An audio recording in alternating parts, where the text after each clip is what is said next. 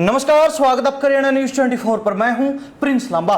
26 और 27 जुलाई को हरियाणा प्रदेश में दूसरी बार सीईटी कॉमन एलिजिबिलिटी टेस्ट होने जा रहा है, जिसको लेकर हरियाणा प्रदेश के लाखों युवाओं ने तैयारी कर ली है। वो अपने परीक्षा केंद्र के आसपास पहुंचना शुरू हो चुके हैं। लेकिन इसी बीच 2 रोज पहले हमने आपको बताया था कि सीईटी पर खतरा मंडरा रहा है, क्योंकि सीईटी एग्जाम को लेकर हाई कोर्ट के अंदर 2 याचिकाएं दाखिल की गई थी, दर्ज की गई थी, जिनके ऊपर अब हाई कोर्ट ने सुनवाई करते हुए अपना निर्णय दे दिया है, अपना फैसला सुना दिया है। आपको बता दें कि पहली याचिका जो सीईटी एग्जाम को लेकर दाखिल की गई थी, उसमें यह बात बोली गई थी कि हरियाणा सरकार के द्वारा जो रोडवेज महकमे के अंतर्गत बसें आती हैं, उनको सीईटी परीक्षा देने वाले परीक्षार्थियों के लिए लगा दिया गया है, उनकी सुविधा उनके लिए मुफ्त कर दी गई है, जिससे आम जन को अच्छा खासा प्रभाव उठाना पड़ेगा। इससे आम लोग प्रभावित होंगे,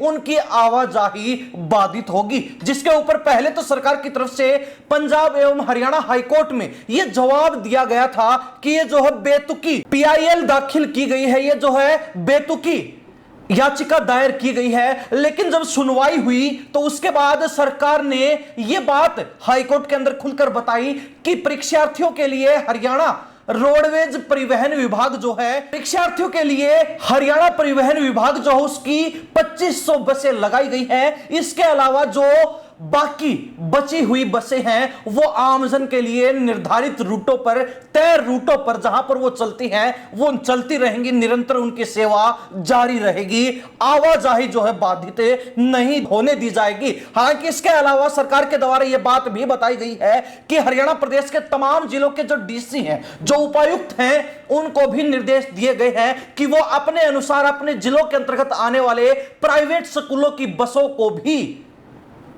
परीक्षार्थियों के लिए और आम जन के लिए निर्धारित रूटों पर लगाएं 2 दिन के लिए, ताकि आम जन को भी समस्या ना हो और परीक्षार्थियों को भी किसी भी तरीके की समस्या का सामना ना करना पड़े। वो तय समय पर अपने परीक्षा केंद्र पर पहुंच जाएं और अच्छे से जो है अपनी परीक्षा दे पाएं। हालांकि इसके लिए लगभग 9,500 प्राइवेट स्कूलों की बसें भी पूरे हरियाणा प्रदेश में अलग अलग जिलों में लगाई गई है, तैनात कर दी गई है। अब बात की जाए दूसरी और अहम याचिका की, जो सीईटी एग्जाम को लेकर थी, जिसमें हरियाणा प्रदेश के हजारों युवाओं को लेकर आवाज उठाई गई थी कि सीईटी एग्जाम जो उनके लिए एक आखिरी मौका इस बार का साबित होने वाला है। 2022 में पहली बार सीईटी हुआ और अब जो है 3 साल बाद 2025 में यह सीईटी एग्जाम आखिरकार संपन्न होने को है। 26 और 27 जुलाई को मॉर्निंग और इवनिंग 2 शिफ्ट में यह परीक्षा होने जा रही है, जिसमें लाखों परीक्षार्थी हिस्सा लेंगे, लाखों परीक्षार्थी परीक्षा देने वाले हैं। तो इसी बीच हजारों युवा ऐसे भी हैं जिन्होंने अपना फॉर्म जो है वो अच्छे से भरा, फीस वगैरह भी कटवाई। जो प्रक्रिया होती है एक पंजीकरण की, रजिस्ट्रेशन की, वो पूरी प्रक्रिया उन्होंने उसी माध्यम से जैसे जैसे उनको निर्देश दिए गए थे उन्होंने अपनाई और उसको पूरा भी किया। लेकिन बावजूद इसके उनको एडमिट कार्ड यानी कि रोल नंबर नहीं मिला, जिसके बिना वो परीक्षा केंद्रों पर नहीं जा सकते, जिसके बिना वो सीईटी एग्जाम नहीं दे सकते। और इन हजारों युवाओं में ऐसे बहुत से युवा हैं जिनके पास ये एग्जाम देने का आखिरी मौका है। जो युवा पिछले 3 साल से लगातार सीईटी का इंतजार कर रहे थे, परीक्षा के लिए तैयारी कर रहे थे, जी तोड़ मेहनत कर रहे थे, वो जो है अब हजारों युवा इस एग्जाम से चूक जाएंगे क्योंकि उनको एडमिट कार्ड नहीं मिला। इसको लेकर भी एक याचिका हाईकोर्ट में दाखिल की गई थी, जिसमें कहा गया था कि हजारों परीक्षार्थी ऐसे हैं, हजारों बच्चे हरियाणा प्रदेश के ऐसे हैं जिनको एडमिट कार्ड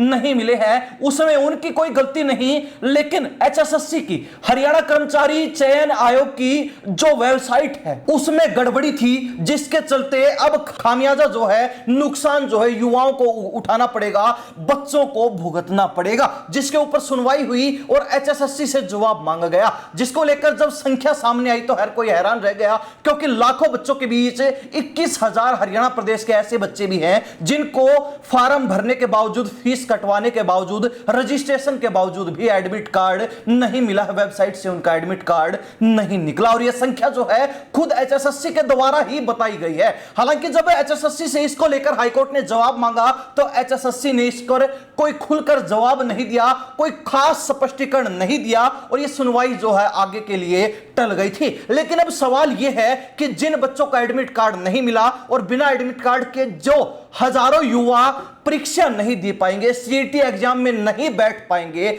उनके भविष्य के खतरे के लिए कौन जिम्मेवार रहने वाला है? आखिर उनके लिए एचएसएससी और हरियाणा सरकार क्या प्रबंध करने वाली है? यह एक बड़ा सवाल है और यह सीईटी को लेकर एक जो है बड़ा क्वेश्चन मार्क भी लग चुका है एचएसएससी की और सरकार की कार्य प्रणाली पर। क्योंकि हजारों बच्चे अगर सीईटी एग्जाम देने से चूकते हैं तो इसमें कमी किसकी है, इसमें गलती किसकी है और इसका जिम्मेवार कौन है?